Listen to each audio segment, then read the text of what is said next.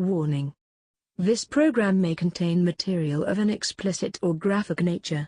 Viewer discretion is advised.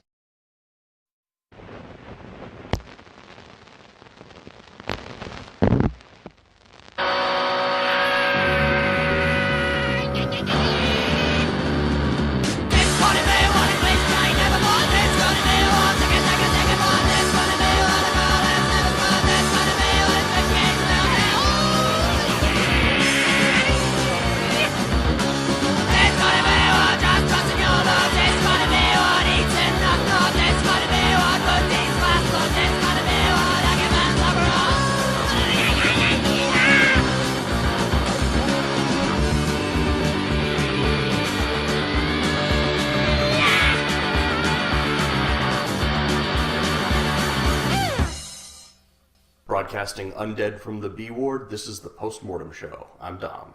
And I'm JD. And today, we're going to give you our top 5 prostitutes in horror movies. Horrors. Horrors. Horrors. This is a big fucking show. It is a big show. We got a lot planned. We have a very special announcement of our own. Yeah. And we have a very special interview with director STEPHEN Biro. American Guinea Pig Song of Solomon's going to come out. Creator of Unearthed Films. Unearthed Films.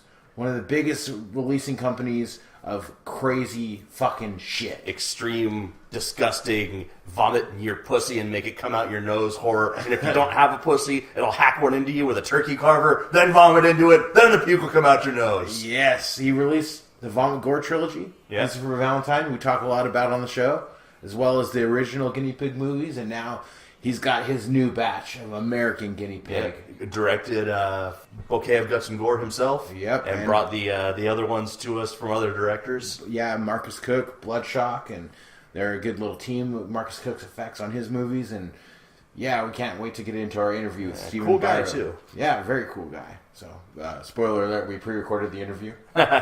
It went well. if it sucked, we wouldn't be having this conversation.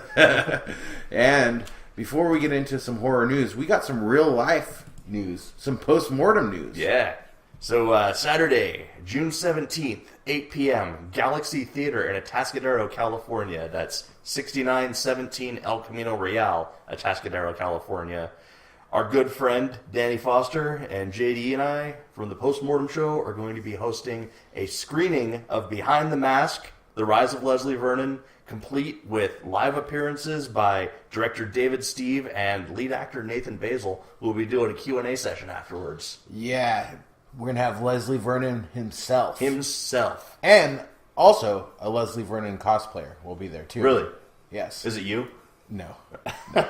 Is it like a girl who does a sexy version of Leslie Vernon? I sure hope so. Yeah, we're going to have a Q&A where there's going to be prizes. We're doing a live podcast and interview with Nathan Basil and David Steve. And there's going to be a art, prop, artifact, horror exhibit set up by Danny Foster. There's going to be $500 horror tattoo raffles from Robbie and Shayla from Cherry Blossom Tattoo. Wow. We're going to have prize giveaways, sponsors NECA, Trick or Treat Studios, Fright Rags, Dark Delicacies, London 1888, Captain Nemo's Comics, Rocket Fizz, Sencal Pro Wrestling, and The Haunt in Atascadero. So I think Antifa's going to be there as a sponsor too. I'm working on something for that. Awesome. So each ticket's going to come with a signed print from the upcoming horror project. Fuck. How do we get some of this free swag? Do we get some of that for being there? I want some Fright Rag shit. Some of it's actually coming from me. It's taking away instead of being given to me. Shit. And from Danny as well. But I'm sure we'll get everyone. So, but they're doing this as a fundraiser for the next Leslie Vernon movie. Yeah. So about goddamn time. We have 230 seats to fill. Every single one of them is going to be full. Tickets are only $10 for this event. That's goddamn amazing. $10. You can't see a shitty movie for that much money. Yeah, you get to see Behind the Mask. You get to meet the lead actor. You get to meet the director. You get to meet us. You get to meet us. We're going to be there fucking around. Antoine might be there. There's prizes. It's going to be amazing. It's going down. It's going down, down, down. June 17th at Atascadero, California. I'm excited. Me too. Something else I'm excited for? The top 5 prostitutes in horror and an interview with Stephen Biro. But before that, we got some horror news. Horror news. need to make a video of, that intense gopher where it goes dun dun dun, and he turns around and it zooms on, but when he turns around, it's Morty's face attached to the gopher's body. That would be awesome for the YouTube version, which I've been debating on canceling the YouTube version. We don't get a lot of YouTube views. It's all iTunes, and SoundCloud, Stitcher, that kind of stuff. So it's a lot of work to make those little videos. It's an extra step. It's an extra step. We might stop that. If you guys want us to keep it, let us know. Yeah, if not, then don't let us know. Yeah, then don't let us know. And call away. Biff and tell him, because he's not good at conveying messages to us. So, Guillermo del Toro, next film entitled The Shape of Water, has just received an R rating for graphic violence and nudity. Yeah.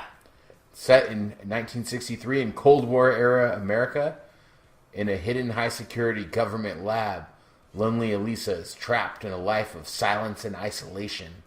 But Elisa's life is changed forever when she and co-worker Zelda discover a secret classified experiment. That is the only description available as of now, as the studio and Del Toro himself are being super secretive regarding this project.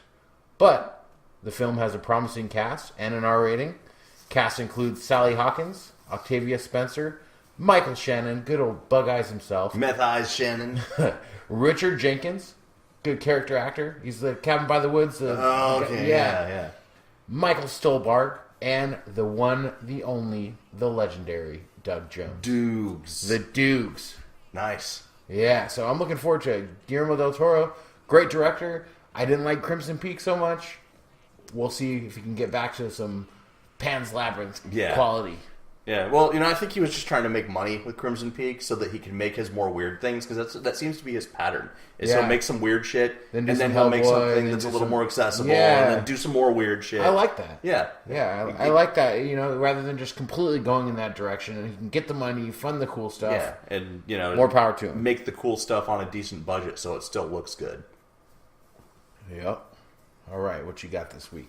Scientists at the Royal Ontario Museum in Toronto recently discovered a new dinosaur unearthed in Hill County, Montana. An estimated 20-foot-long prehistoric beast with a 6.7-foot-long spiked tail was discovered, initially perfectly intact. This is going somewhere. The massive club-like tail is believed to have been used as a defense weapon from larger predators, leading to the dinosaur's partial name being dubbed Curavastator, which means destroyer of shins. The facial features of the fossil bones, though, are what really caught attention, because they resemble the gatekeeper and protector Gozer from Ghostbusters, Zool. Wow. So the fossil heads got this broad, rounded snout and spiky skull, and the scientists have officially named this dinosaur Zool Curavastator. That's awesome. Ghostbusters is now part of all reality. Don't cross the streams. Yeah, for real. So yeah, we've got Zool. The science community is full of nerds anyway. Like, we all know that. So it's cool that they can bring that kind of stuff in, and like paleontology students are going to be like learning about Ghostbusters now. Wow. Well, Stranger Things season 2 is set to premiere Halloween 2017. Star Finn Wolfhard, who plays Mike Wheeler. It's such a porn name. Yeah, Finn Wolfhard. Just a little boy, though. Well, you're a very sick individual. He said that the new season is going to be a lot darker and more horror-oriented than the previous. Sweet. And there was some good horror in that. Yeah. There's some crazy little flower-faced monster. Yeah, Lovecraftian shit. Yeah. He said that the threats in the season are much more disturbing than the previous. All the major cast is returning and will be joined by the Goonie himself, Sean Astin. Yeah. There isn't much out as far as previews, just a 30-second teaser that aired in the Super Bowl, but can't wait for some Stranger Things Season 2. Hopefully we get Barb back. Even Stranger Things. They shouldn't call it Season 2. They should just call it Even Stranger Things. And then the third one could be called Strangest Things? Yeah. Yeah. Stranger Things 2, Electric Boogaloo. A Southern Gothic exploitation film entitled Let Me Make You a Martyr is hitting select theaters this month before coming to VOD, including Amazon. The film stars Marilyn Manson as a hitman hired to kill a pair of siblings before they can kill their abusive adopted father. The film also stars a girl named Sam Quarton and Nico Nicotera and Mark Boone Jr. The last two are featured actors on Sons of Anarchy. Yeah, I remember Mark Boone Jr. is the Bobby Elvis guy, Yeah, right? yeah. The film was written and directed by Corey Ashraf and John Schwab in their feature film debut. The trailer just came out. It's short and simple, featuring Marilyn Manson not sporting his overly made-up goth look. He's just got his hair slicked back and some aviator glasses and just kind of looks like a creepy accountant. Yeah, he is definitely creepier when he's not overdone. Yeah. He's not a pretty man. But he's riding in a car with another guy, holding a gun kind of nonchalantly, and singing an old gospel song. When the song's done, the guy says, "You're going to kill me, aren't you?" To which Manson replies with a silent, dead-eyed look. That's it. The film appears to be shot on actual film and features title cards ripped straight out of 1970s exploitation films. That's awesome. So it looks like Marilyn Manson is making his jump into serious cinema with his first starring role, which I'm a huge Marilyn Manson fan. He was good in Sons of Anarchy, too. Yeah. He played like a white supremacist character in jail. Yeah. And he was pretty good on that. Reading poetry to Jews while they're fucking him in his prison cell. Yeah, he's a pretty good actor. Yeah. So. Yeah, he's got a good mind for stuff like that. He was good in the Wonder Years, too. Yeah, when he was Paul. or when he was Kevin on Mr. Belvedere, too. And various other debunked rumors that I could also say. Exactly. I grew up, in the 90s. I was a 90s kid, and when Marilyn Manson came out, I latched onto him hard as a teenager. And so it's good to see him keeping himself relevant in other ways beyond music, kind of making that jump into acting. And I want to see what he could do as a director at some point, because I know he's got a good eye for visual detail with his art. So, maybe this will lead into something like that. And the movie itself looks like it's going to be quality. It looks like it's going to be serious, but brutal. And I'm all about those things. Serious but brutal. Yeah. Forgot to say it at the top of the episode. I'm fucked up. Yeah. I went to New Jersey. Mm-hmm. I did 3 death matches in one day. Yeah, that's serious. I can barely walk now.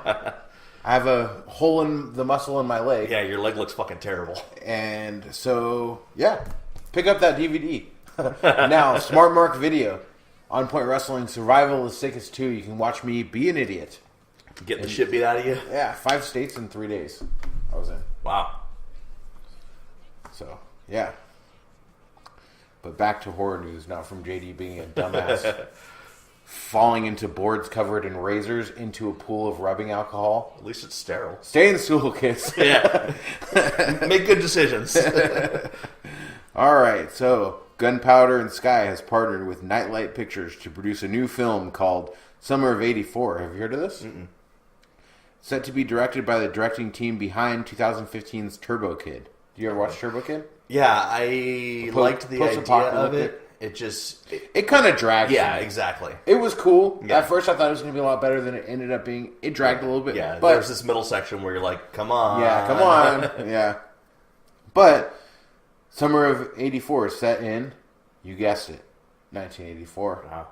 Centers on 15-year-old conspiracy theorist Davy Armstrong, who suspects his police officer neighbor might be the serial killer all over the local news.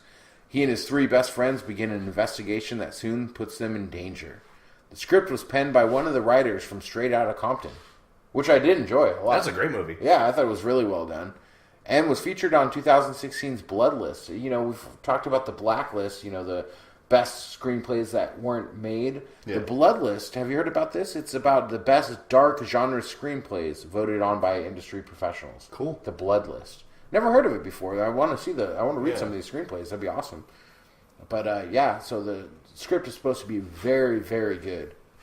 So that's one thing that Turbo Kid, it had a good good vision, good vision. Look. Yeah. Left something to be desired story-wise. Yeah. Well, maybe if this script is so good, this concept is great. We've seen it before, though. Yeah. It's kind of like that movie Disturbia. Right. That kind of thing. But hopefully it's going to be a lot more brutal. And I always love 84. Yeah. Set back in the day. Yeah. Turbo Kid very much had an 80s feel to it also, and it had a very 80s score. So if they can keep some of that feel and carry it into this, I think that would be good. We got to have some kids with backpacks on BMX bikes. Yep. That's some shit that has to happen. Yep. So, Child's Play creator Don Mancini has been doing the interview circuit for his new entry into the Child's Play franchise, Cult of Chucky. I know you're not a big fan of Chucky, but this has piqued my interest. The movie will take place in a mental institution where Chucky is tormenting the lone survivor of one of his rampages. Mancini has promised that this will be the goriest, most surreal entry into the franchise, calling it, quote, Chucky on drugs. He has said that it's going to be entirely different from anything the series has ever put forward, that there would be no point in making another movie unless he was going to do something completely different, and it will focus on being a mental hospital horror movie over a teen slasher. It's going to star, of course, Brad Dourif as the voice of Chucky, Fiona Dourif as his prey, with the return of Tiffany, played by Jennifer Tilly, and Andy Barclay, played by the original actor Alex Vincent, now an adult. And it's going to tie all three incarnations of the Child Play franchises together in an abstract and dreamlike fashion. So it looks like they're kind of going for that Phantasm Ravager feel with this one. That's cool, kind of tie it up in a neat little bow. Yeah. It's not that I'm not a fan of Chucky. Like, okay, the original Child's Play was cool. It's just, I hate when these things run their course and they just keep piling on. Yeah. And that's the way I feel about Chucky. Okay. Well, it just keeps going and going, and it's just... If it was just one movie, Child's Play, maybe even 2 and 3, and then it was done, I'm of a slightly different school. I actually think that Bride of Chucky and Seed of Chucky are the best entries in the franchise.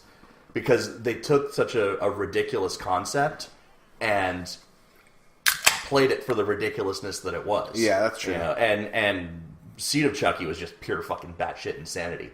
Yeah, is that the one Britney Spears gets killed in? Or and Redman's in it, and Jennifer Tilly plays herself. And apparently in this movie, Jennifer Tilly is still playing herself, possessed by Tiffany. I'd like to play her herself. Yeah, like to possess her.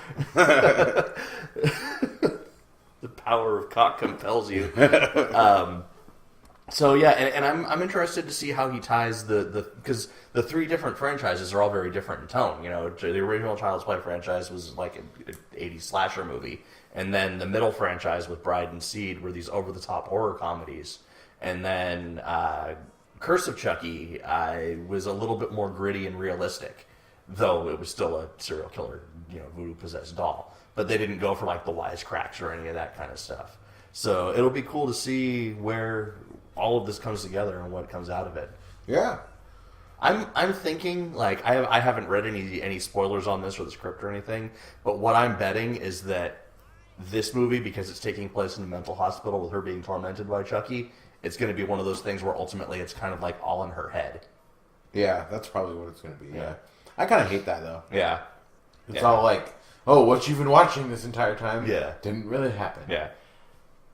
So, yeah. Dom's looking forward to it. Me, not so much. Maybe I'll give it a chance. Maybe we'll go at the movies. Yeah. Something that we are going to go to the movies and see one day on this here podcast when it's released. American Guinea Pig, The Song of Solomon. Yep. Directed by our guest on this here show, Stephen Biro. So, we will get into our interview with Stephen Biro. We got a little bit of good movie and bad movie. And we got the top 5 horror prostitutes. This is a jam-packed motherfucking episode. This is a jam-packed hooker. Jam-packed hookers? Is that the rating system? Packed with whores. Post-mortem really satisfies. We got live show announcements. Wow. Wow. Wow. We'll be back after this.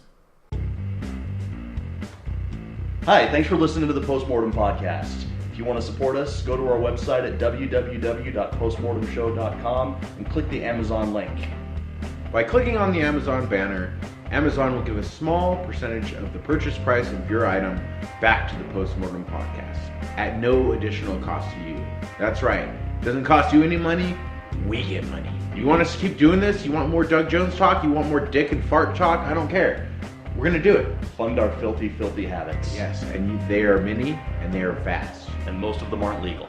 Yes. Click the banner. Just do it. Come on, don't be a dick. Give us money. It's time for the good movie. And the bad movie. I know you have a terrible movie. Yeah? Because I'm very disappointed in you, and we talked about this. We've talked about your track record. There's a method to my madness on this one, though. There better be. There is. We're bringing in all these new listeners, probably, coming to listen to the Stephen Biro interview, hear about some Song of Solomon. But no, you got to talk about American Poltergeist 2. Hey, I'm a completionist. And if you talk about the first, you got to talk about the second Oh one. my god. And I'm going to be completing all over some people's faces. Just, let's get to it. Be concise. Be brief. Stick to it. So I guess I'm going first with my Yes, bad you movie. are. All right. So, a couple episodes back, I don't know if it was the last episode or the episode before that, we've kind of done some advanced recording on this. I talked about American Poltergeist, and I kind of fucking destroyed it because it was a horrible, shitty, awful movie. Then I watched American Poltergeist 2 because I am a masochist. This movie came out in 2013, directed by a guy named Stephen McKendry. It's actually entitled The Poltergeist of Borley Forest.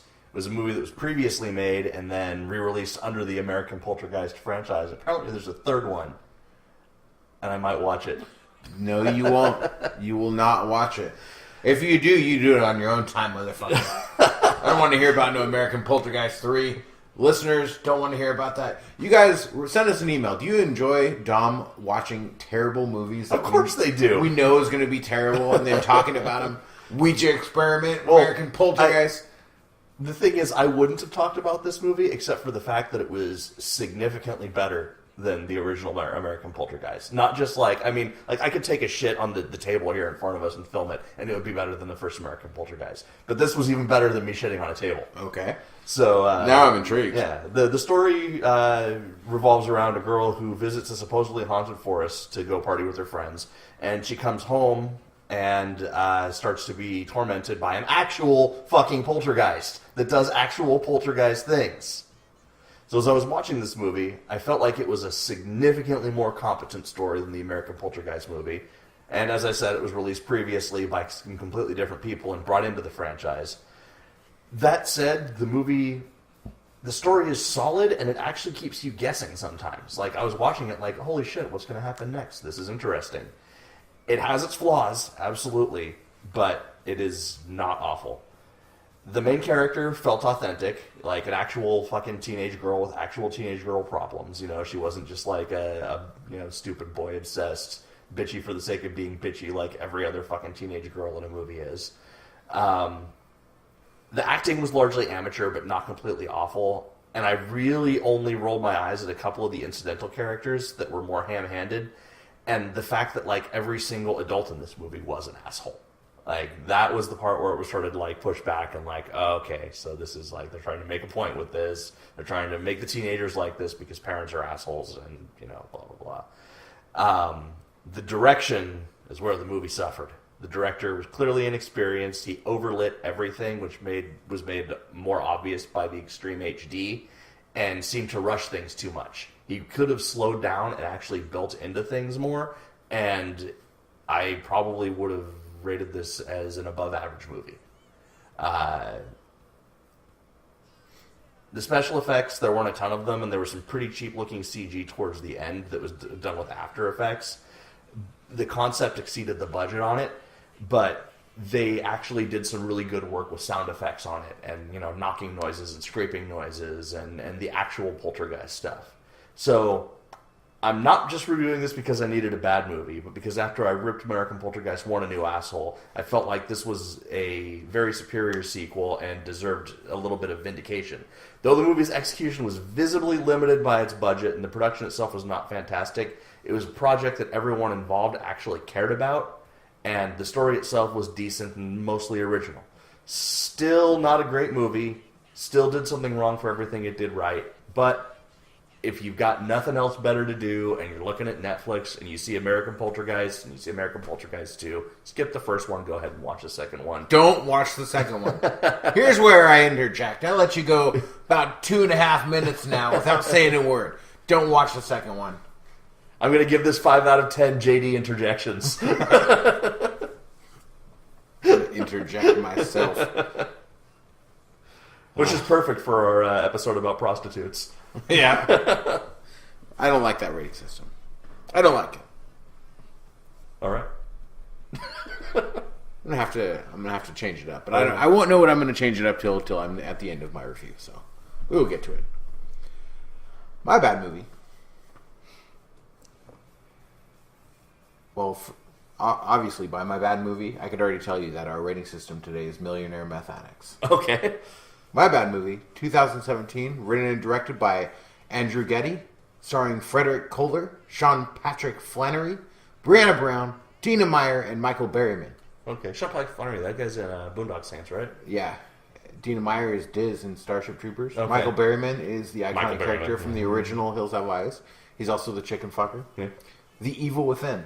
So, as previously reported, Andrew Rourke Getty was a wealthy heir to the Getty oil dynasty, who, despite having no experience in the world of film, decided to devote his time and considerable financial resources to his personal project, writing and directed a horror film inspired by his nightmares. You mentioned this on a previous episode. I did, yeah. So that's what as previously reported means. Tom. Okay. I thought you just meant millionaire meth addicts being previously reported. No. This film is called The Evil Within, and according to producer Michael Luceri, it cost Getty around $5 million and left him in financial ruin. Shooting began in 2002, but Getty's debut has taken over 15 years to see the light of day. Getty passed away in 2015 at the age of 47 without living to see his film released. He died of a hemorrhage provoked by his repeated recreational methamphetamine use. His producer, Michael Luceri, finished the film after his death. So this is why I watched this movie, is because I have to see a train wreck. I need to know. I need to see this movie. Right. Because this is one of those ones that you can't really pass he's on. a millionaire. He spent all of his money to make this movie over the period of 10 years, 15 years, I should say. Yeah, it's a passion project. It's a passion project. He ruined his entire life over it and died before he got to see it. Died a pauper. And died before it was released. That's a tragedy. Yeah. But I had to see what it was all about. So, Evil Within is the tale of a lonely, mentally handicapped boy who befriends his reflection in an antique mirror. This demonic creature orders him to go on a murderous rampage to kill the people he loves most. Opens up with a surreal setting narrated by the main character about his dreams and going to a haunted house with his mom. It's filmed ultra surreal, almost like a psychedelic version of Before I Wake. Okay. The main character, Dennis, is also the narrator. Does he have a blonde mullet and karate kicks? He does not have a blonde mullet or karate kicks. His narration is intelligent, while his outward speech is definitely impeded by his affliction. His brother cares for him, but does get a little fed up with his behavior. When he gives him an antique mirror, Dennis is terrified of it because he has seen it in his dreams, but his brother forces him to keep it for a week to see if it grows on him.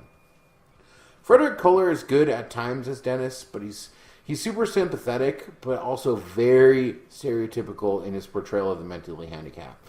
However, the writing about mental illness is not very accurate. Dennis's brother John feels responsible for Dennis because he actually caused his mental handicap through brain damage caused by a punch that he gave him when they were little, and he went tumbling down the stairs, and then he becomes retarded. Wow. Because that's how mental retardation works.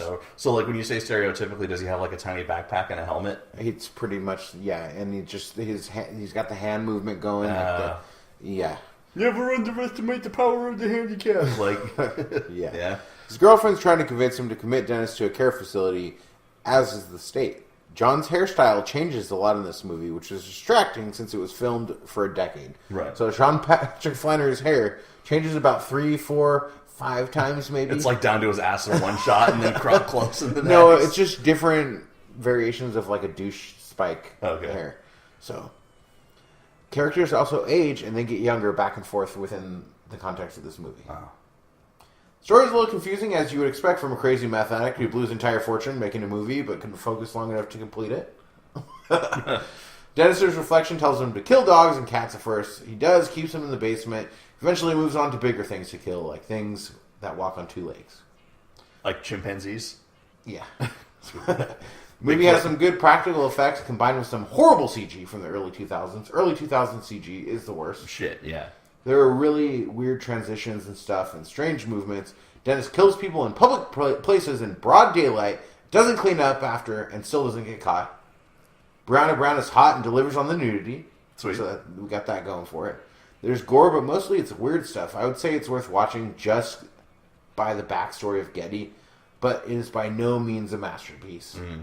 Gets really weird and stupid towards the end with some pretty cool animatronics and stop motion, but... Well, it has to be his masterpiece since he's not going to make another one. Just doesn't really work, so... Yeah. IMDb gives it a 6.2 at the time when I looked it up, which I thought was quite generous. I'm going to give it 5.0 millionaire meth addicts.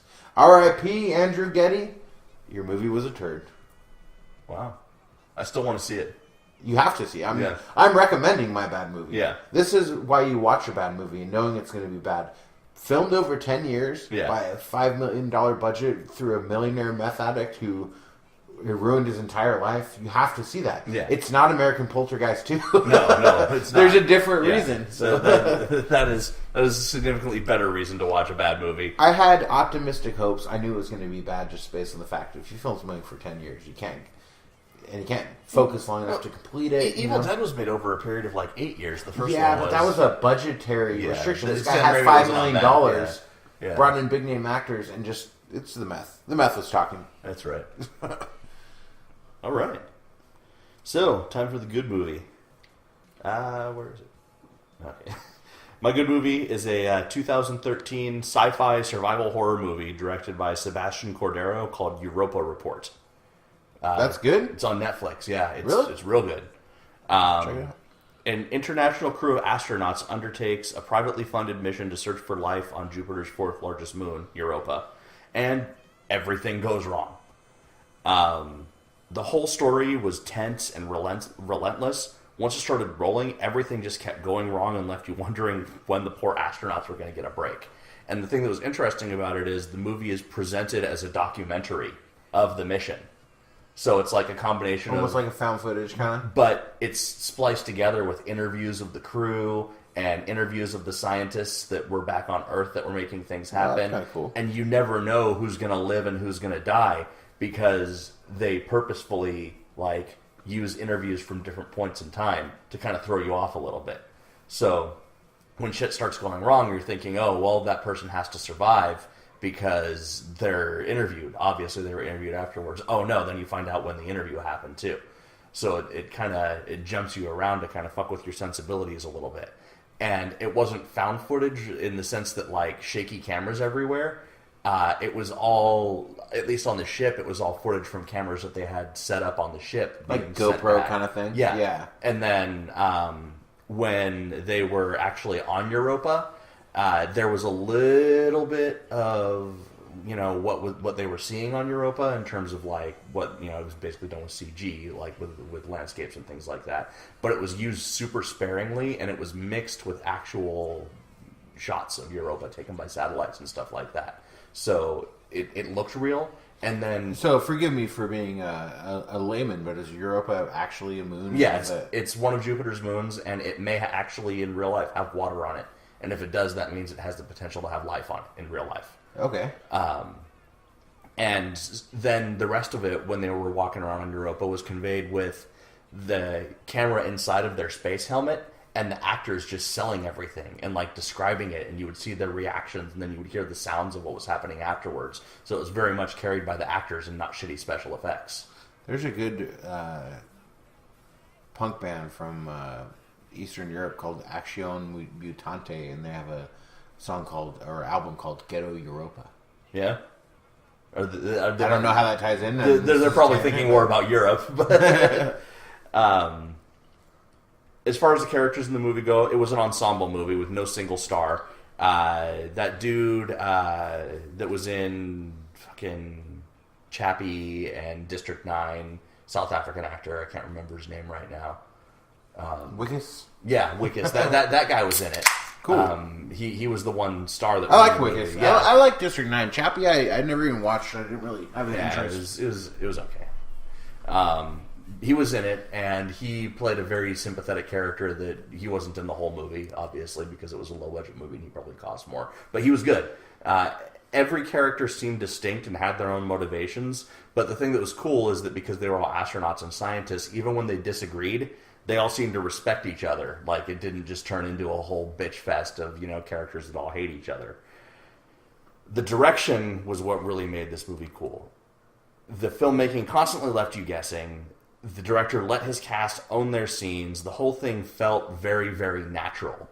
And as opposed to having a score that went along with it, there was some incidental music here and there because it was done like a documentary. They used the background noise of the spaceship and the background noise of what it would sound like to be out on Europa to kind of help build the intensity on it with low droning rumbles and screeches and creaks and things like that.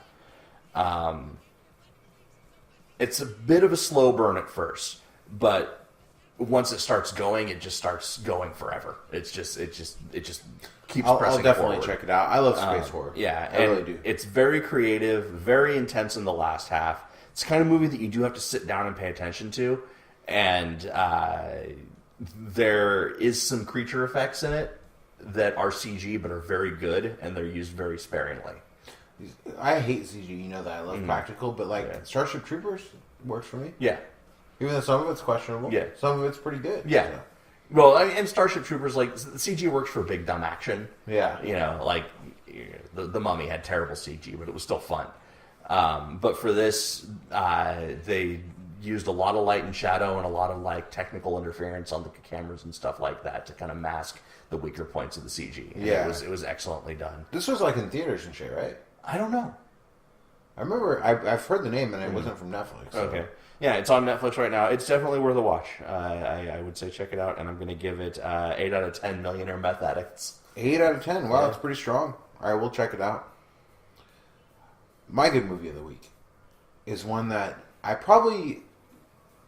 this needs to be the next movie you watch. Okay. Because I liked it a lot. I think that you will like it even more than me. Streaming now on Netflix, 2015 Mexican horror movie written and directed by Isaac Esba. It's called Los Parecidos, a.k.a. The Similars. Never heard of it. So on Netflix, The Similars. That's the American name of it. But Los Parecidos. On the rainy night of October 2nd, 1968, 8 characters waiting on a remote bus station for a bus heading to Mexico City start experiencing a strange phenomenon. Very old school opening and credits with good mood-setting music. Terrible storm is happening as the film opens on a bus station. The narrator explains the situation in an exact similar style as The Twilight Zone. These characters, blah, blah, blah. Is it in Spanish? It's in Spanish, yeah, Okay. with subtitles. The entire movie is even shot with a filter that is almost black and white with a film grain. Definitely a throwback. This is a tribute to The Twilight Zone. Okay. This guy loves The Twilight Zone, the guy who made this movie, because this is a long Twilight Zone episode in El Spanish. Twilight Zone. Yes, El Twilight Zona. All buses are delayed, and there's a man trying to get to Mexico City because his wife is giving birth and she might not survive. A woman is also trying to get there, and she is pregnant. She tells him that she just hit her husband, and if he finds her, he will kill her. There's an old woman who doesn't speak Spanish doing some weird rituals in the corner. The man is informed his wife died in birth, but then the shit hits the fan, and the ticket taker, bathroom attendant, and other people start to exhibit strange boils and weird behavior. They begin to change until a grand reveal, which is hilarious in a movie not played for laughs, but it still works. Okay. When something is funny and it's a serious movie and it still works, that's something, you know? Like, was it intentionally hilarious? I don't know. Okay. But it was hilarious to me. Okay. But it still worked. Right. It didn't take me out of it. You know how something could be funny and it just takes you out of it? Well, also it can be really, like, that can be really well done where you got the build up and it's super serious and something happens and you're just like, ah! Yeah, You know? that's exactly what it was like. You expected it to be one thing and it was something completely out there. I can't talk much about this movie. This is almost my entire review just because it would spoil it. Gotcha. You have to see it, so. You don't know who to trust. You don't know who's lying. This is a weird fucking movie. Goes way off the rails in a direction no one would be able to see coming. Sweet. You're not going to... But it doesn't feel random, like it's just shoehorned in. No, not at all. It's fucking weird. It's a weirder version of The Twilight Zone, but a little darker. It's like a 60s Mexican Black Mirror. Cool. Yeah. I can safely say I've never seen anything quite like this, and I really enjoyed it. Cool. IMDb gives it a 6.1, but with the originality, cinematography, and the tribute to The Twilight Zone, going to make me give it 8.3 millionaire meth addicts. Nice. And you talk about those moments where, you know, it seems super serious and then you go, ha. I'm watching Iron Fist on Netflix right now. It's the new Marvel show. And the whole show's like this weird kind of martial artsy kung fu kind of thing. But there's a scene that I got to last night that's completely out of nowhere where a dude beats another guy to death with a metal ice cream scooper and just fucking beats his skull in with it. And they show everything. And it was totally one of those moments where you don't expect something like that out of Marvel. All of a sudden, this guy's getting his head fucking collapsed and like brain matter on an ice cream scoop. Wow. And it was like 3:30 in the morning when I was watching it, and like my roommate's asleep in his room right next door to mine, but I couldn't help it. Like when it happened, I was just like, I'm sure I woke poor Jamie up. But Shout out to the Habib. the Habib. Habib. He'll get mad if you hear Yeah, he will. I don't think he listens to the show. He doesn't give a shit about horror movies. Yeah. All right. We will be back with our interview. Filmmaker, producer, Distributor of filth. of filth and gore, And an author. and an author, which we found out. Yeah. So check it out. Our interview with Stephen Biro after this.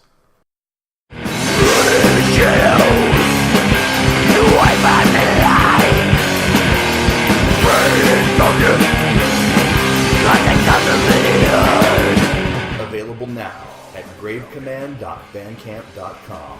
The debut album of Grave Command. Yeah, what happens when you get deep, crust, grindcore, and combine it with Motorhead? It gets brutal as fuck. That's when you get Grave Command. We are not fucking around, ladies and gentlemen. It is my band, Grave Command. It's our first CD. It is available now. Soon it will be coming out on vinyl record, CD, and even cassette. And It doesn't sound 8-track. anything like Hall & Oates. It doesn't sound like Hall & Oates, and we're going to have 8 tracks, cassettes, CDs, vinyl records, Yeah. any format. Hand crank phonographs. Laser discs. You're gonna etch it into a cave wall Those and have little- someone play it on a pan flute. Those little wax tubes. Yeah. You know, Thomas Edison first recordings? Yeah. Yeah, I'm gonna go that far to get this fucker out there. But if you guys like punk rock, We're gonna if have you a like blind fucking- homeless man fart it into a can and then mail it to someone. That's exactly what the recording is, though. Oh, okay, cool. But if you guys like punk rock, check it out. Grave Command. We're on Facebook, and you can get some free preview tracks at gravecommand.bandcamp.com.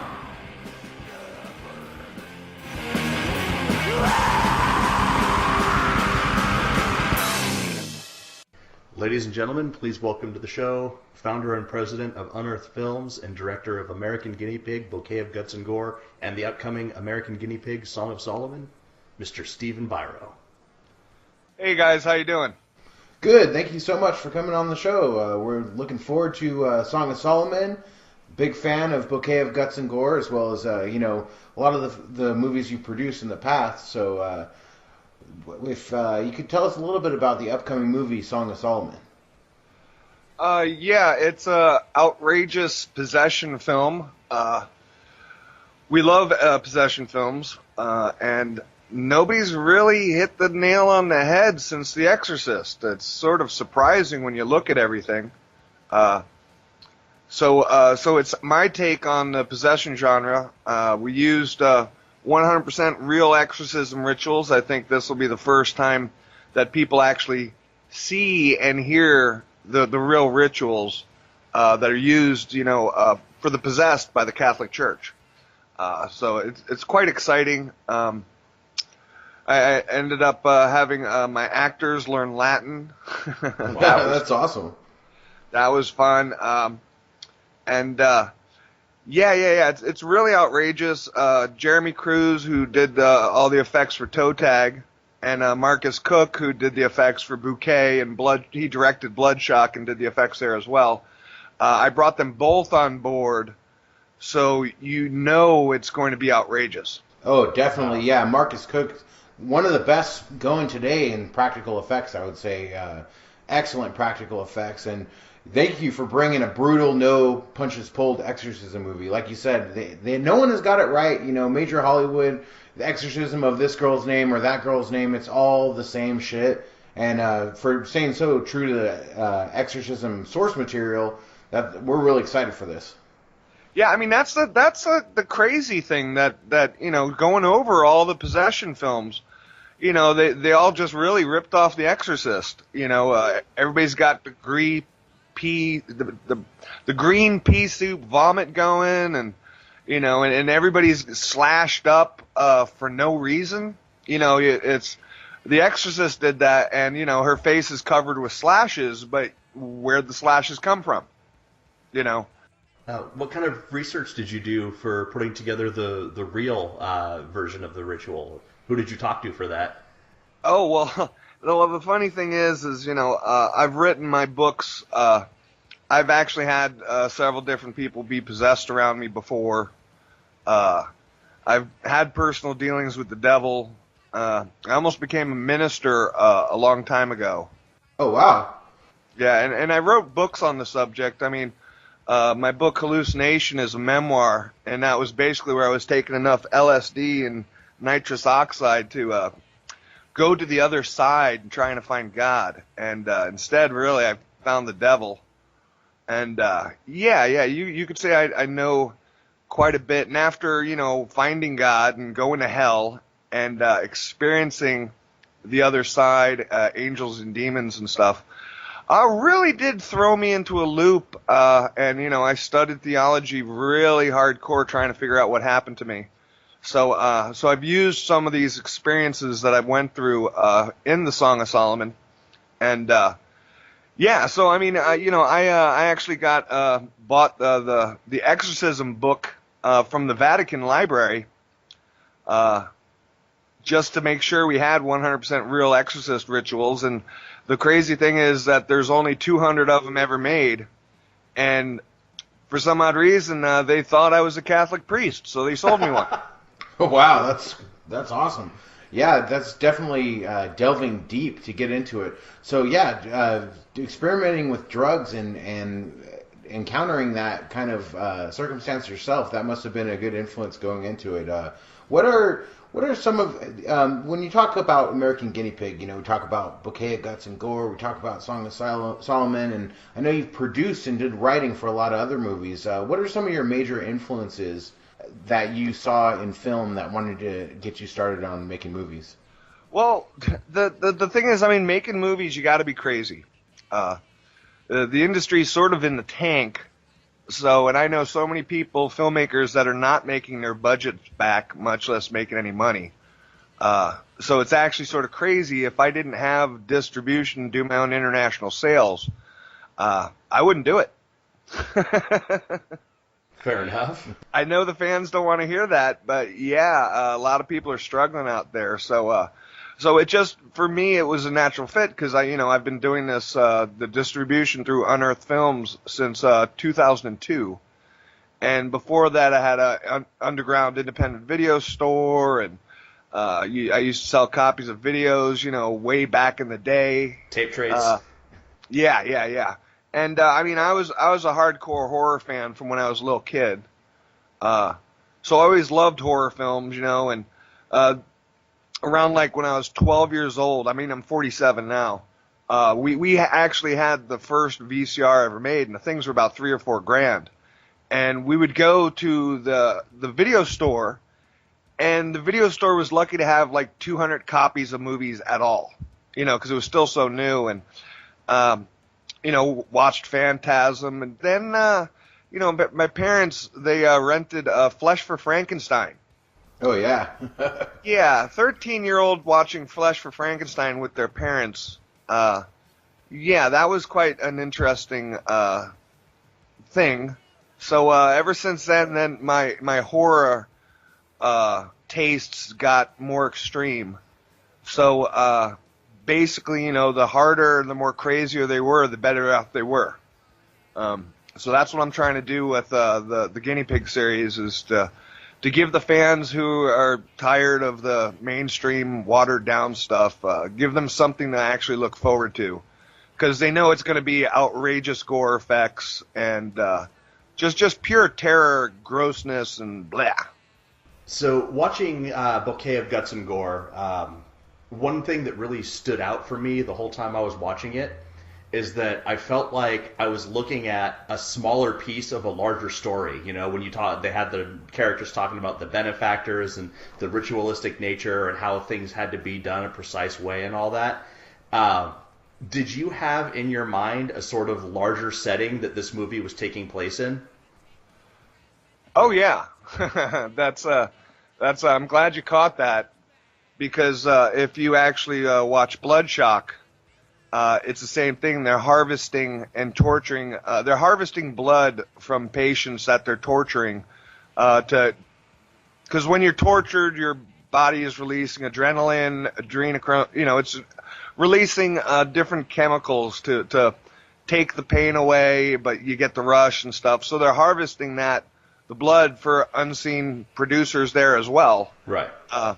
So there is a theme. If I'm lucky and I get to where we want with the guinea pig series, it'll put a nice cherry on top to where most of them will somehow fit all together.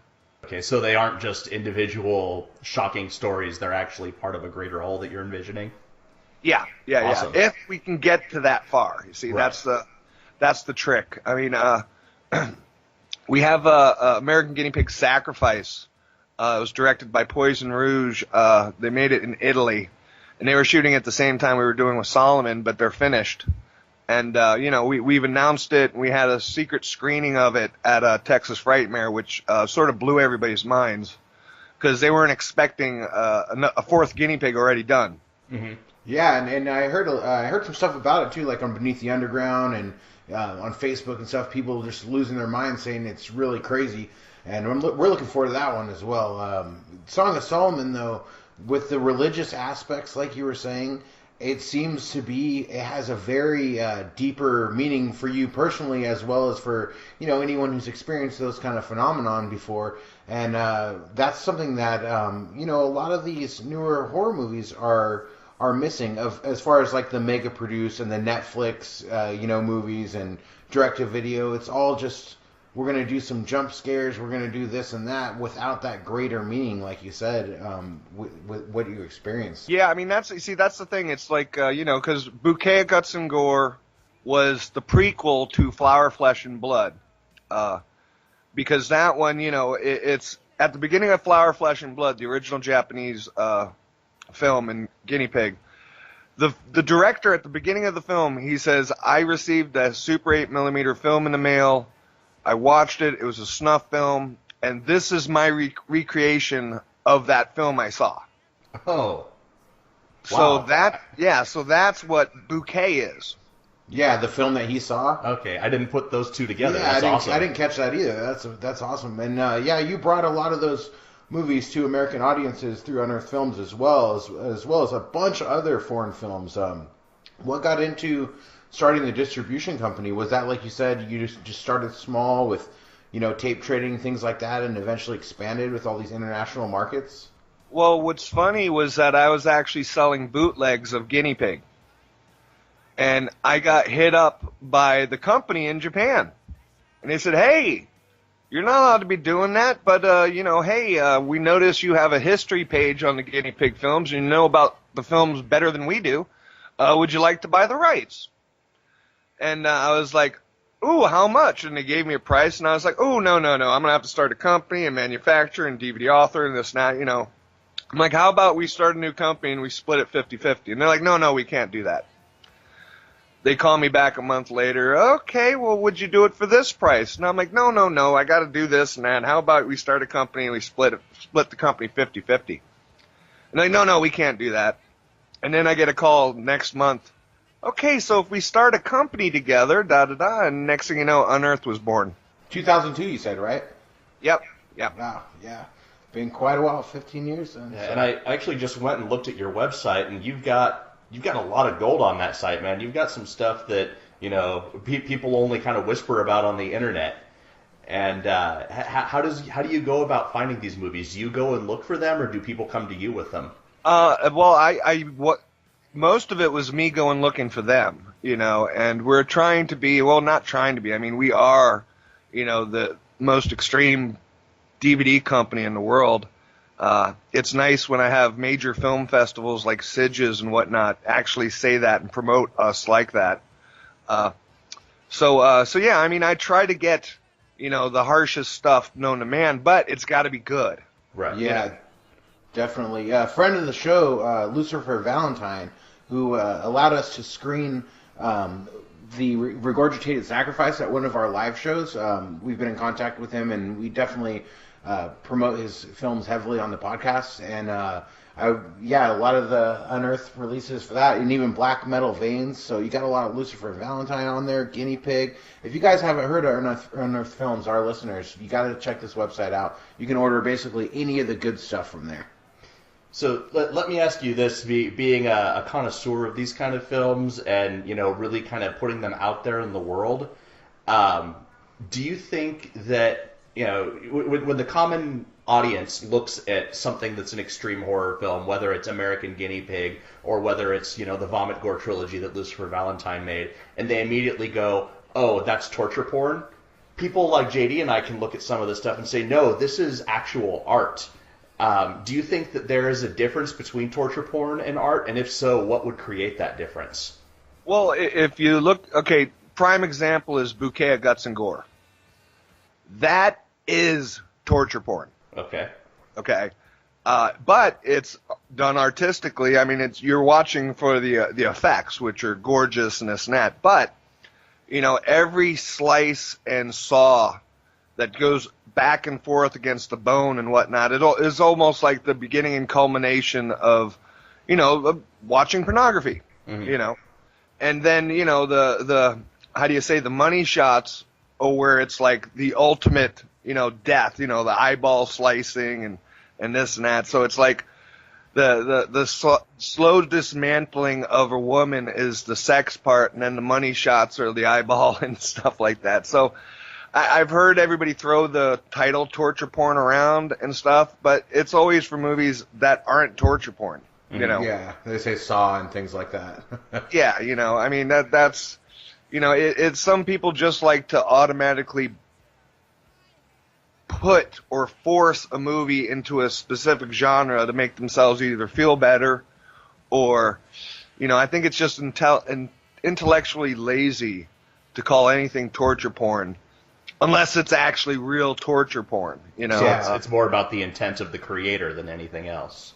Right, yeah. So, and that's what Bouquet and Guts and Gore is. That's an answer. That's like, no, this is torture porn. Awesome. The real torture porn. Something I really did want to compliment you on with Guts and Gore. I've seen Bouquet of Guts and Gore a couple times now, and something that always impresses me about it is the sheer attention to detail on it.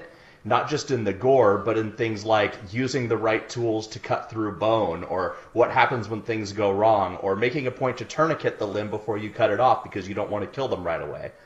How much research did you do going into that?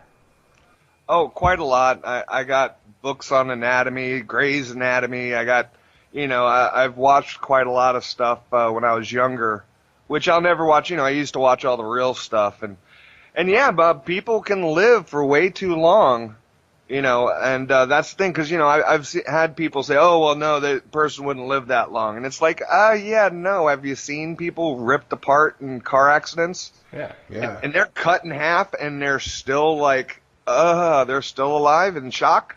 It takes a while. You sort of get amazed. And yeah, I mean, that was the one thing, you watch Flower, Flesh, and Blood, and it's like, okay, she should have bled out already. And so we're like, okay, tourniquets, the drugs. I mean, I tried to make sure that it was as realistic as possible, just because, it makes it even better. Yeah, definitely. About halfway through watching it the first time, I suddenly caught on, one of the things that kills people when they're in accidents isn't necessarily getting their limb ripped off. It's when they panic afterwards and thrash around, then they bleed out. Where in your movie, you did something very smart and you gave them that drug with that paralytic agent in it, and they weren't moving around, And about 45 minutes into the film, when I'm starting to think, wait, wouldn't she be dead by now? Oh, no, it was the drugs. Smart move. Yeah. We tried. A lot of people, too, they think they're conditioned by what they see in just general horror movies, to where, guy gets stabbed, guy falls down, guy is dead in a slasher movie, right away, that kind of thing. To where in real life, unless you really got, stabbed in one of the main veins or right in the heart, you kind of be bleeding and in pain, writhing for a while, not just kind of dead right away, And that's why people are like, oh, well, it takes too long. No, because they're looking at fake stuff, comparing it to other movies with fake kills when you actually did your research, and went with the tourniquets and things like that. So, yeah, that's awesome. Yeah, the stabbing, I mean, because people in prison get stabbed a lot. And they've had people stabbed 60, 70 times, and they lived. Mm-hmm. Yeah. So, and that's the thing. I mean, I don't want to give away something in a future guinea pig, but yeah, blunt head trauma and stabbing, that stuff goes on for a lot longer than what they show in movies. Yeah, definitely. Yeah, so when we, I mean, look at that guy that was in Miami that had his face eaten off. Yeah. Guy did that. Guy was eating his face for 18 minutes. And he survived. Was that the train one? No, it's everybody thought it was the guy was on bath salts, but he was just psychotic and had some pot in his system. But, yeah, I remember that one. Yeah, the bath salt. Everyone's scared of bath salts all of a sudden. yeah, and it wasn't bath salts at all. So going into when you started to make movies and get interested in this kind of thing. Who were some of your major influences as far as directors? Well, at the time, it was Coscarelli, Raimi, and Jackson.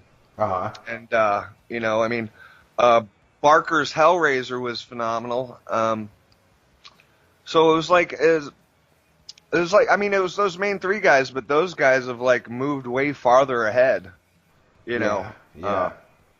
So it's like, yeah, and then you look at the Argento and the Fulci stuff, and the thing is, Fulci just cranked out movies left and right, and Argento had his had a great heyday for a while. I don't know what he's doing now. We often talk about Peter Jackson, and if he hadn't went to the fucking Hobbits, what would we have gotten after Frighteners? Like, what? Imagine if he never got that contract and he was still making horror movies today, and it's 2017. It's 20 years removed from Frighteners. What could we have gotten from him? I wish he could come back to the genre just for a few movies. That would be awesome. Yeah, I mean, but he does splatter, which is more like the joy of effects, Uh-huh. So, I mean, Bad Taste and Dead Alive, I mean, it's like a celebration of gore, and it's like funny, it's like happy, it's like Sam Raimi with Evil Dead, that was vicious. And then Evil Dead 2, he softened up and they went for the fun, jokey stuff. It's still great friggin' movie, and then, the thing is when the horror guys get a taste of that mainstream money, it's really, it's like then they'll dip their toe into it a little bit. I mean, Raimi did produce the new Evil Dead, and he had I don't know why he had that director, because the guy, he made like this short sci-fi robot invasion movie, and it was like 7 minutes long or something. It was phenomenal, and he got into a bidding war, and I guess Raimi won, but then he directed the new Evil Dead, and it's like, well, wait a minute, was doing sci-fi. Why would you give him the Evil Dead? I mean, the Evil Dead remake was good. It had its moments. But, it's just like, wait, plumb the depths of the horror genre and pick out a couple of great directors and get them going, At least that's my take on it. Yeah, I thought it was pretty good. I mean, I was expecting it to be horrible, but just because, when they touch classic movies, like, I don't know if you even wasted your time with the remake of Martyrs or any of the, what they're doing now with any of the kind of brutal horror movies, and then they're going ahead and remaking them, Americanizing them. It's just too much to me. The remakes, it's just a little bit more creativity and less remakes, be better for everybody. Yeah, no, it would be, but, that's the, I mean, I can understand, making movies is a terrible business decision. Yeah. And I can see, trying to get the most eyeballs on it, so that's a more mainstream thing right there. But, at the same time, doing that, you actually take away the horror from the horror film. Yeah, definitely. Yeah, I mean, that's the hard thing. I mean, because I've just moved recently out here to Los Angeles, and the ones who have made the vicious horror movies, and the financiers are scared of them, afraid. They think they're legit psychos and they're using their money to make snuff films. Yeah, or they're just like, oh my goodness, no, this is, we need to get more eyeballs on this. And it's just like, there's a couple of directors I know that, man, if they had the opportunity, that they'd make horror vicious again. Yeah. Which is what it's supposed to be. I mean, it's a horror film. It's not a friendly film. It's not a comedy. It's not this. They need to go back to the roots. And the shame of it is that a lot of the films that are being made for about $300,000 to $400,000, they're not making their money back. They're not recouping it. And some of the ones that are at the $1 million budgets, they're having a hard time scraping a living too. But it's got to be made in such a way to where it is horror, but you can get a lot of eyeballs on it. So I don't know. It's just a hard industry right now. Yeah, definitely. With the internet, things have changed, and there's a lot more bad movies coming out. You look at some of the ones like on Amazon Prime and stuff, to where it is, not necessarily high budget movies and stuff, but just kind of flooding of the industry, and then also with people pirating everything, it's hard for anyone to make a buck these days. Oh yeah, no, the industry's flooded, and every time I turn around, somebody's like, I'm going to make a movie, and I'm making a short, and I'm like, oh my God, guys, don't. You're flooding the industry. There's no retail stores anymore. Yeah. And yeah, the piracy is killing us. Wow. And the thing is, the piracy's been going on for so long, because like at around 2007, the internet became so fast, you could download a movie in 5-10 minutes. Before with dial-up, it'd take you 2 days. Yeah, definitely. If you ever even got it. Mm-hmm. So Cody Fire Stick is killing us too. Yeah, people are buying that off of Amazon because Amazon sells it, but they also sell it to other sellers, and they're loading it up with all the piracy apps and selling them for cheaper than what Amazon is selling them for. Wow. So people are thinking they're getting the legitimate Amazon thing, but they got the stick filled with piracy software. And I've known many friends whose family members and parents, buy it, and they're like, "Oh my goodness, look, you can watch King Kong Unleashed and blah blah blah, Kong Island, whatever." And they don't even realize that it's piracy. Wow. Yeah, there is so much piracy that it is hard sometimes for people, like kids and stuff. Kids right now going into high school and stuff like that, they won't even realize what they're doing is piracy. Yeah, they're so used to it. They're so accustomed to it. It's like part of their culture now. And it seems like now if you want to make a movie, and make it good, you on some level you have to do it just because it's in you and because you love it. It's if no one's getting rich off of it anymore. No, there's not. I mean, that's the scary thing about it is the industry has changed so drastically, and releasing a movie is even like a challenge nowadays because you're up against. I mean, all the bands, they're not making money from sales of their CDs or anything anymore. They're just making their money off of going live concerts and selling their merch. Yeah. They're not making their money off of. That's why you see so many concerts going on all the time because that's the only way they can make a living. And then we're up against, the video games. I'm like, oh my goodness. I'm afraid to buy a new video game deal just because it's almost like playing a movie. Yeah, it's very true. And a lot of the ways that people, and I know you do it too, is the ways that people are still trying to get people is through limited editions, collector's editions, signed, that kind of stuff, to where the collectors are going to go for it, as opposed to, if it's just the movie and people are pirating it, that you can't pirate something that's a limited edition DVD or signed or pages of a script, that kind of, those little perks that people are doing. That's like the only thing really going that's, besides just fan dedication, that's really keeping the genre alive for underground nowadays, it seems like. Oh yeah, I mean that's the crazy thing. It's like, okay, if you take a look at Arrow and Shriek Show or Scream Factory, they're putting out The Thing, Return of the Living Dead, and they're making these limited collector's editions to where they'll sell 3,000 of them out the door in like 20 minutes, 30 minutes. But what we used to be able to sell 100,000 units of, or 200,000 units, is now like, the Thing in Return of the Living Dead is like 10,000 at the most.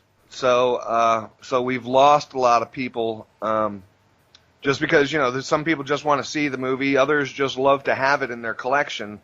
Like even the comic book industry, they took a massive hit, and they're trying to run around, and the only way they're making money is off those all the movies.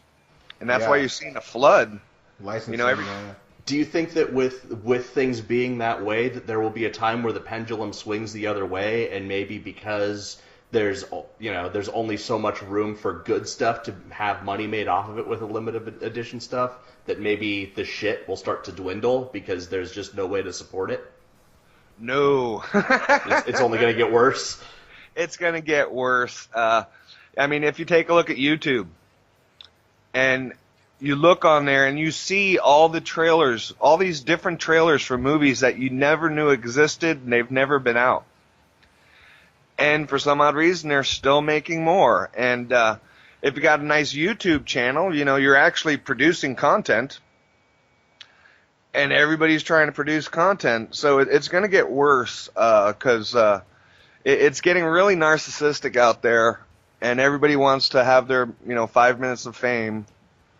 So it's just the flood's gonna continue. Yeah. It's gonna be hard to dig through to find those gems, and there will be some gems here and there, but sometimes you gotta dig. That's the story of our lives, man. That's what we do. Keep digging. Yeah. Our shovels are coated in shit, but every once in a while we find something great. Yeah, unearth a diamond in the rough. And it's nice when you do find them, but how much crap can you go through? Yeah.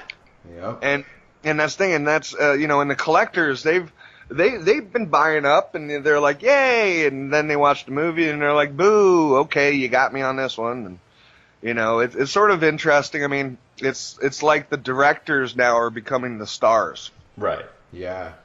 Well, I don't want to end on a low note with the collapse of the film industry and everything, but so to kind of turn it back to a positive, when can we expect to see Song of Solomon out? Is there any release date yet, or tentative? When you think it's going to be out? No release date yet. We're still doing the color correction and some Foley and working a little bit on the music still. We're hoping, to have a nice world premiere at a film fest. We're going to do the film festival circuit with it.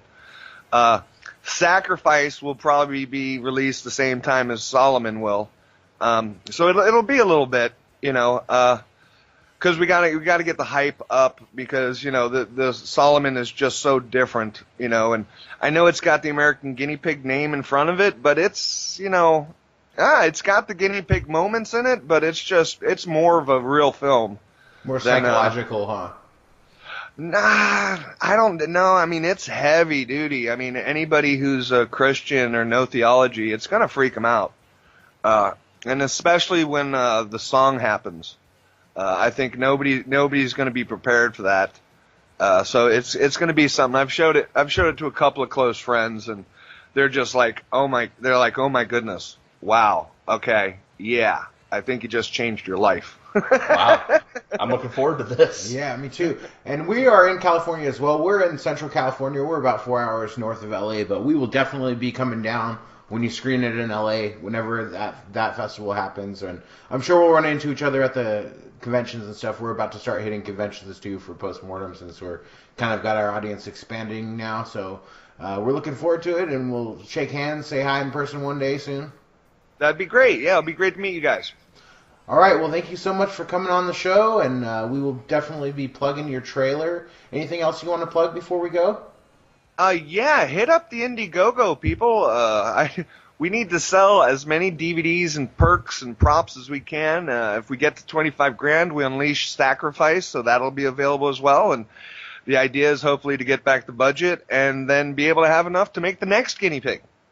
Awesome. Where can people find you online if they want to look for you? Unearthedfilms.com. We're on Facebook. We're pretty much everywhere. The American Guinea Pig series is on Facebook as well. The only thing we're not on is MySpace, so don't go there. You're not on Farmers Only either? Yeah, no, exactly. Christian Mingles. ChristianMingles.com. Christian Mingle presents The Song of Solomon. Yeah. Love story. It's a love story, I swear. All right, we'll definitely be sharing the Indiegogo campaign and everything. Thanks so much for coming on the show. Oh, thanks, guys. Talk to you soon. Saturday, June 17th at 8 o'clock p.m. at the Galaxy Theater in Atascadero, California. Postmortem is joining forces with our friend Danny Foster to bring to you a screening of the one and only Behind the Mask, The Rise of Leslie Vernon. But it's not just the screening. No, it isn't, because we are going to have Leslie Vernon himself, Nathan Basil, in attendance, as well as director David Stevie, because they're going to be doing a live Q&A with us, a live podcast for Postmortem, and they're going to be raising funds for their new movie, the next installment in the Behind the Mask franchise. But wait, there's more. We're going to have some raffles, we're going to have some information, some shit given away. There's going to be the Q&A, we're doing our live podcast, there's going to be a live horror art exhibit. Robbie and Shayla from Cherry Blossom Tattoos will be raffling off $500 horror tattoos. $500 themed horror tattoos. I'm going to have to enter that raffle. I'm going to enter that raffle too. I'm going to buy it. We're going to have great giveaways from our sponsors, NECA, Trick or Treat Studios, Fright Rags, Dark Delicacies, London 1888, Captain Nemo Comics, Rocket Fizz, Sancal Professional Wrestling, and The Haunt in the Atascadero. And Satan himself. And Satan himself will also be sponsoring us, and Ben. Each ticket will come with a signed print from the upcoming horror project. How much do these tickets cost? These tickets are only $10 American. 10 American motherfucking dollars. $10 you get to see Behind the Mask in the big screen. You get a chance to enter all these raffles. You get a live Q&A with the star and the director. You get to smell us. You get to smell us and see us. You only get to hear us normally, but you get to smell, see, and possibly taste. That's one of the raffles. Oh, yeah. There's only 230 seats to fill. We're going to fill them all. People are going to be coming from all around the globe to this event. Get your ass to Atascadero. You need to be one of them. Yeah. Catch a bus, a train. Fucking jump on the back of a giant condor. Ride a fucking ostrich. Yeah. Get here how you need to get here. Learn to teleport, motherfucker. Then teach me. I'll let you in for free. If you teach us how to teleport, you can come in for free. Absolutely. I'm sure that they will be okay. I mean, with that. technically, if you can teleport, can't you get anywhere for free? Yeah, I guess so. Well, this strategy is not really working out, because now we're going to have 230 people who just teleported there, and we're not going to make any money for They're all going to be Nightcrawler from X-Men. No, they won't. And we will see you guys June 17th. Yeah, be there. Be there. Be there. Be there. Be there. And we're back with the top 5 prostitutes in horror. Yeah. Horror Ladies horrors. of the night. Or the men of the night. Ladies, I have a man on my list as well. I have a non-human on my list. I'm sure you do. And I know exactly what it is, because I just watched that movie the other day. Yeah. Ladies of the Night. Streetwalkers. Strutter! That's got to be the end song. Yeah, right. We'll get flagged for copyright. Yeah, for real. Gene Those three Simmons will come to fucks. our house personally and kick us in the balls. and then make us pay him. Yes. It's a topic that is near and dear to Biff's heart. Yeah. Prostitutes. Yeah. Bailey's on my list, so. All right. I guess I'll start us off this week. All right. My number 5. Not so much. It's my number 5 because the actress herself doing this role is what is the most memorable part. But E.G. Daily, the voice of Tommy from the Rugrats and many other fine animated features, also played a character named Candy in The Devil's Rejects. That was her? That's her. Wow. That's Elizabeth Daily. E.G. Daily. Huh. Voice of Tommy from the Rugrats, Tommy Pickles. Yeah. And certified whore. She bears the letter. Wow. Tommy's giving away the pickle. Getting paid for not giving it away. Taking the pickle. Taking the pickle. Yeah, but Candy in The Devil's Rejects. I really like that character. Yeah. I like the whole whorehouse. I like the guy. What's his name? Ken Free. Yeah. As that role. We could have done top 5 pimps. That could be another. Yeah, that was good. good. I started thinking about it. I'm like, man, prostitutes. I'm like, there's so many, but I couldn't. I had to do some research. Yeah, I couldn't come up with many off the top of my head. It was like, then I was thinking about like pimp scenes, but they weren't necessarily the prostitutes themselves that made it so memorable. So, all right, you're number 5. My number 5 is the Yeti from Another Yeti: A Love Story, Life on the Streets. I just watched it the other day. You're right. It's batshit insane. Deserves to be talked about on this here show. It's fucking beautiful. Yeah, they... Sex Piss. Yes. The character of Sex Piss. Sex Piss is a fantastic... He's actually in the first one, too. He dies in the first one, and then they, like, resurrect him. And he clones himself. Wants to finger bang all the sluts and his clones. Yeah, a Yeti is a whore. Yeah. A whore Yeti. A heroin-addicted whore. A heroin-addicted whore Yeti. With a giant Yeti cock. Yep. But being butt-fucked by Satan himself. Is a total bottom, though. Yeah, for sure. Bottom Yeti. Yep. And, they have to rescue the Yeti from his life of gay heroin-addicted prostitution. If you have not seen Yeti, Another Yeti Love Story yet, get on that, people. Yeah, it's on YouTube. Yeah, Yeti: A Love Story. The first one is not as good as the second one. It's still good, but the second one is just pure fucking madness. I never saw the first one, and I don't think I need to. No, because you can walk right into the second one. Yeah, Yeti's getting fucked in the opening scene. Yeah. The baby Yeti is the worst puppet I've ever seen. Eddie the Yeti. He looks like a fucking Sesame Street puppet. All right, my number 4. Little film name, Creepshow 2. Yeah. Featured a raft, but that's not what I'm talking about. I'm talking about from the Thanks for the ride, lady. Thanks for the ride, lady. The hitchhiker. Yeah. Me and my mom used to always say that to each other when I was like a little kid. Because I watched that with my mom, Creepshow 2. And she thought that was the funniest thing ever. And we always liked that skit for some reason. But, yeah. The man whore in Creepshow 2. Yeah. I deserve to be paid very well. I do my job very well. I deserve to be paid for it. Very matter of fact. The woman who does the hitting of the hitchhiker also likes the man whore. Yeah. So paying for the cock. Yeah, so I wanted to have one guy on the list. That was the most memorable man whore that is human, I guess, and not Yeti. Yeah. That I could think of.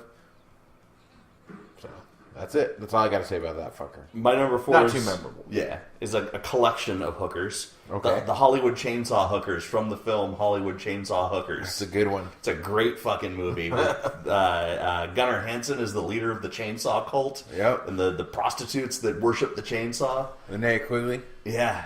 Great movie. Very, I wouldn't say underrated because everyone who sees it knows it's a great movie. It just doesn't get talked a lot about.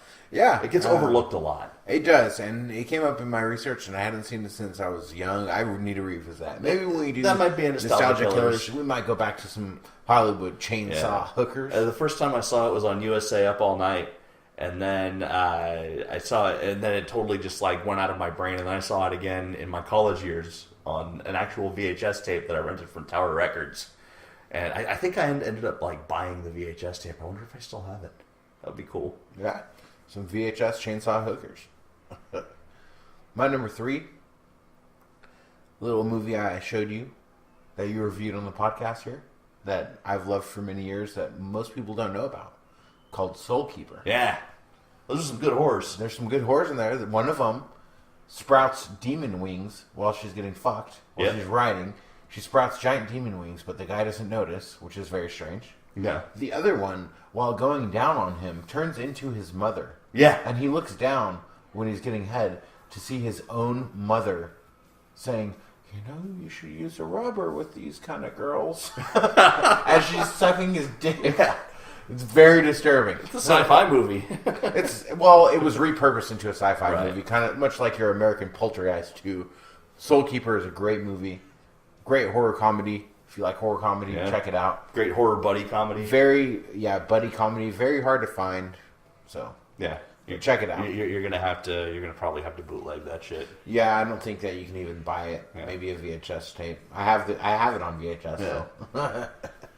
So yeah, Soul Keeper #3, the mom and the wing hooker. That's what my notes say. My #3 is Autumn Misery from Black Metal Veins. Oh, I didn't even think about that. She is fucking 9 shades of fucked up. Yes. She's a heroin hooker. She's a madam assistant. She helps rich guys find other heroin hookers to fuck. And she, at one moment in the movie, she seems like a total fucking, boss bitch who's in charge of everything. And then the next minute she's saying she's pregnant and getting whiskey injected into her pregnant belly and then finger fucked by her boyfriend.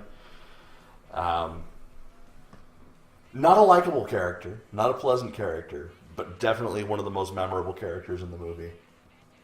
Definitely. Autumn Misery. Yeah, Black Metal Veins, if you guys haven't seen that, if you're a fan of the films of Lucifer Valentine, the Vomit Gore trilogy, quadrilogy at this point, yeah. Perfect Child of Satan, also very good. Yeah. Black Metal Veins is its own little animal. Yeah. A little different than the rest. Yeah, and I think it's actually, and I've said this before, I think it's actually kind of an important movie that people should watch if you have a friend who's dabbling in heroin and you want them to stop. Be like, watch these fuckers. Show them. Yeah. My #2. We don't see a lot of horror in her, even though she is in a horror house called the Titty Twister. Yeah. Do you see a little bit of stripping with a snake? Yeah. A little bit of neck biting, but Santanico Pandemonium from Dusk Till Dawn. Yep. Selma Hayek was looking good back then. I'm surprised she's not your #1. Well, she's my #2. Okay. Also tied with another one, Perdita Durango. Yeah. Talked about the double, who would you put as hotter? Yeah. Rosie Perez as Perdita Durango, sucking dicks in the airport, or Santanico Pandemonium. I don't know. Yeah. I need to try both. It's a conundrum. It comes down to be when you have to take a small sample. Like one of those tiny little spoons they give you at Baskin Robbins. Right. The little pink spoons. Yeah, little pink spoons. Yeah. You need a little bit of Santanico, a little bit of Perdita Durango. Just to see what goes down easier. Yeah. All right. #2. My #2 is the Down syndrome prostitute in Gummo. I guess not a horror movie, but it deserves to be talked about. Yeah. Horrific. Yeah. Gummo is what it is. It defies genre. If you haven't seen Gummo, go fucking watch Gummo. It is super fucked up. And one of the characters in the movie is a prostitute with Down syndrome who's pimped out by her brother, who watches through the window over the door while she fucks guys and plays with his nipples. Yeah, so it's very disturbing. Yeah. Gummo is a weird fucking movie. Yeah. It's Harmony Korine, though, yeah, so it's going to be weird. It's Harmony Korine, and it's a portrait of a place that I've actually been to, Xenia, Ohio. And Xenia, Ohio is, in fact, as fucked up and backwards as it appears in Gummo. They're perpetually stuck in the 80s there. Everyone's huffing paint and doing drugs and worshiping Satan and sacrificing cats and all this shit. But yeah, eating spaghetti in the bathtub. Yeah. The thing that I think is so great about the Down syndrome prostitute scene though in Gummo, other than the fact that it's a Down syndrome prostitute scene, where the fuck else are you going to see that in a movie? Yeah. Is that it shows the difference between the two main characters. The kid with the weird head, whose name I can't remember, Solomon, and Tumblr. It all comes back. Solomon, back to Solomon. Song of Solomon. Yeah, because Solomon was supposed to be the good kid, and Tumblr was supposed to be the pure evil kid. And so Tumblr just goes in and fucks the prostitute, and then when he's done, Solomon goes in and compliments her on the way her hair smells, and tries to hold hands with her. Hey, he's a sweetheart. Very strange scene. My #1, I said Rosie Perez and Selma Hayek. Santanico Pandemonium and Perdita Durango, tied for #2. #1, as a young man, this character gave me a massive boner. Lilith from Bordello of Blood. Fuck yes. Angie Everhart. Yeah. As Lilith. Yeah. There's a lot of nudity in that movie. Yeah. There's a lot of horrors in that movie. Vampire horrors. It's called Bordello. But she doesn't show the goods, but still the sexiest one. Yeah. Better. I wish she would have popped out of the cake instead of Erica Eleniak in Under Siege. But yeah, that fucking Lilith, she will tear your heart out. She will eat it. If you want to kill me, you gotta cut my heart to 4 pieces. Blah, blah, blah. When it shows her like that, she's all fucked up vampire looking. Yeah. It's the worst dubbed over. Yeah. You know, like her mouth does not match what she's saying. But you probably still do her. Yes. I would. The power of Christ. My number 1 should probably just be a number 0. Because we keep coming back to it, but she really is the archetypal horror of horror cinema, and that's Angela Aberdeen from the Vomit Gore trilogy. Oh yeah, that encapsulates that life and what it does to people. It does, and that is definitely the number 0. That's why I didn't put her on my list. She was on my honorable mentions. Yeah, but deserves the 0. Yeah, and we don't even need to go into detail on that. I mean, we've talked about that movie so much as it is. Yeah, if you guys haven't listened to it, listen back on our breakdown of Regurgitated Sacrifice. Yeah, or our live episode that we did at Cal Poly. Yeah, we talked a lot about Lucifer Valentine. Yeah, and the psychology behind his movies and how, what he's trying to portray. Yeah, we're at 65 now. Way back in the teens, we did an episode called The Valentine for Lucifer. I think it was in the single digits, actually. It might have been in the single digits, and that's where we got the reshare and with Lucifer Valentine endorsing us, saying, yeah, we understand it, and then led to us doing a live screening of Regurgitated Sacrifice with his approval. Yep. And breaking it down to a college audience of mostly women. Yeah.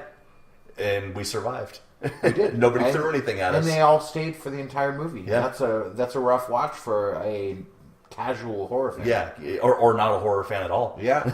But definitely we changed some lives that night. Yeah, we did. Like to think we touched some people. Yeah, for the better. Or just touched them in general. Yeah. Touch them in their souls. All right, that's honorable it for mentions. horror. You got honorable mentions? I got honorable mentions. All right, I do too. One Eye from Thriller, a.k.a. they call her One Eye. Yeah. I would have put her on the list. She was on my list at the last minute. I took her off because I've talked a lot about her in our Revenge episode. I talked about her on another one. I can't remember what it was, but yeah, maybe disabled characters. Yeah. Because she has one eye. Yeah. I guess that's a disability. Angel from the Seasoning House. Have you seen the Seasoning House yet? not. I think it's still on Netflix. You got to check that out. It's almost the same plot as They Call Her One Eye with the drug addiction and stuff like that, but very, very brutal, ultra realistic. Cool. The weird Spanish horror in Castle Freak. You know, the one he takes down there and then she ends up getting her titty bit off by the Castle Freak. That's another movie that doesn't get its due. Brian Yuzna. It's not great. It's one of his worst, I'd say. It's his least good movie. Yeah. John Carpenter's Vampires. There's a vampire telepathic link with the girl that gets bit. She's a prostitute. Yeah. And they have that big old party where Bobby from Sons of Anarchy, Bobby Elvis, second appearance on the show this week, gets cut in half and looks so fucking fake. Yeah, it looks terrible. But I love John Carpenter's Vampires. Yeah. Hey, Padre, back there when you stabbed that vampire, you get a little bit of wood. A little hard in the pants, you get a little mahogany. Little mahogany. Frankenhooker. Yep, she's on my honorable mentions. There's some horrors in Maniac. Alabama from True Romance. Not a horror movie, but would have made my list if it was. Yeah, because it's I kind of love an exploitation movie. It is an exploitation movie, and I love her portrayal. Sin City. Got some good ones in there. Iris from Taxi Driver. Young Jodie Foster. Yeah. Very, very impactful in the soul to watch that. Mysterious Skin. You ever seen that movie, Mysterious Skin? Yeah. That is a weird movie. Yeah. And it's the guy from, what's that? Third Rock from the Sun? Yeah. John Lithgow. No, the kid. Sorry, Joseph Gordon-Levitt. Yeah. It's a very fucking weird movie. From Hell. Yeah. Monster. All kinds of hookers. Yeah, she was a horror. Yeah, she sure was. I don't know why anyone would pay to... I'd pay to not to put my dick in there. Yeah. There's some good ones in Edmund. Take your dick out. Take your dick out. You see that, Edmund? Yeah. Take your dick out. Komomo from Imprint. Yeah. Some good ones in that. Full Metal Jacket, the iconic. Sucky. Yes. Be so horny. And American Psycho. Yeah. You come back after the coat hanger, you deserve to die. Yeah.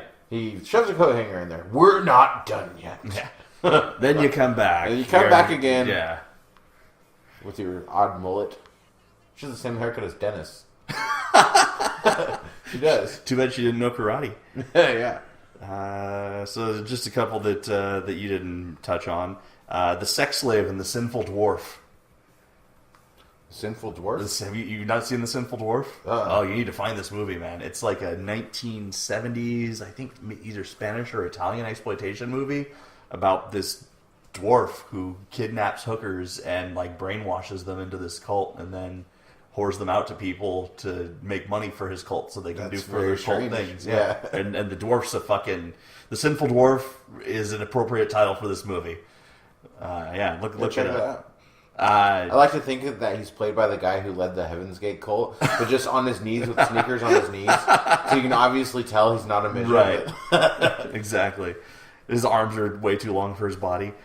Troma released a movie called Story of a Junkie that is part documentary, part exploitation film.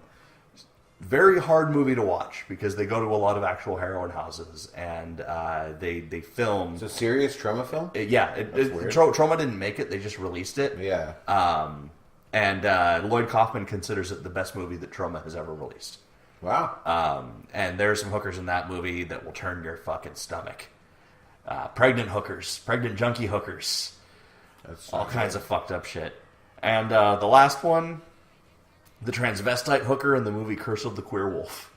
I never heard of that one either. It's Curse of the Queer Wolf. Curse of the Queer Wolf. It is the unofficial sequel to a Polish vampire in Burbank. I've never heard of that either. Polish vampire in Burbank? Yeah. It's a series of independent horror comedies directed by this guy named Mark Piro. Made in the late 70s, early 80s. And Curse the Queer Wolf is about this guy. It's basically a metaphor for a guy coming to terms with his own homosexuality. But it's about this guy who goes out and gets a hooker who's an obvious transvestite. I was a teenage werebear, remember that? Exactly. Yeah, that's a total ripoff of Curse of the Queer Wolf. Really? Yeah, and he goes and gets this total obvious transvestite hooker. And then finally, like, when it's time to get down with her, like, gets mad and tries to bail. And she bites him. And then when the moon is full, he becomes gay. That's awesome. And is the queer wolf. He also has an appearance in Polish Vampire in Burbank, which is a whole other, like, it's like a coming of age, losing your virginity comedy, but instead it's about a vampire that's never bit anyone. And what's Eddie Deason, that actor from the 80s who was like a nerd in a lot of movies. He's in that one. Is he Poindexter from Revenge of the Nerds? No. He's in a lot of shit, though. He was one of the quintessential 80s nerds. And he's in it. Like, originally, Eddie Deason was going to be the main character in that movie, but he was a dick to the director, so the director kicked him off set, but they reused his scenes, just redubbed a different voice over it to create, like, a pre-story about the previous virgin vampire who tried to bite a Christian girl and got cursed, so he was a skeleton after that. And then they just had a skeleton with a dub voice that was, like, guiding the Polish vampire to, like, not bite the wrong people. And his name was Sphincter. Mark Piro makes very, very fucking interesting, drug-addled 1970s horror films. Well, horror comedies. We hope you enjoyed our top 5 prostitutes. We'd just like to say, as a disclaimer, we in no way support human trafficking by any means, but prostitutes do have their place in horror and exploitation, and they have their place in the world, man. It's, legalize it. Yeah. Human trafficking. Don't criticize it. That's shit. But if you go to fucking, don't deny it. Just legalize it. Yeah, and I will advertise it. That's right. Maybe even sodomize it. Yeah, but sex workers sex workers deserve respect. Yeah, in real life, don't think that just because someone, we all fucking sell our bodies. One way or another, I'm flying off fish egg getting cut up. Yeah, the biggest horror there is. Yeah, exactly. Don't look down on someone just because they have to make certain choices in their life. For sure.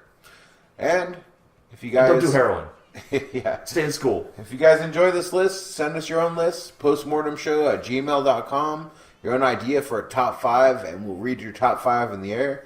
Let us know how you like our episodes. Let us know how you like certain topics, what you want to see more of, what you don't want to see more of again, such as American Poltergeist. Now I have to review the third one. God damn it. Don't do it.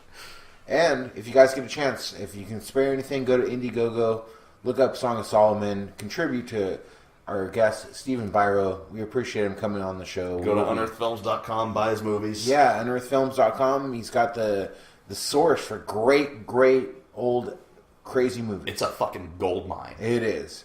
So, yeah. All right. Well, as H.P. Lovecraft once said, as he left $2 on the nightstand. $2? It smelled like fish. It smelled like fish. So if it smells like fish, throw the fucker back. But a prostitute is someone who would love you no matter who you are, what you look like. Yes, it's true, children. But that's not why you pay a prostitute. No, you don't pay for her to stay. You pay her to leave afterward.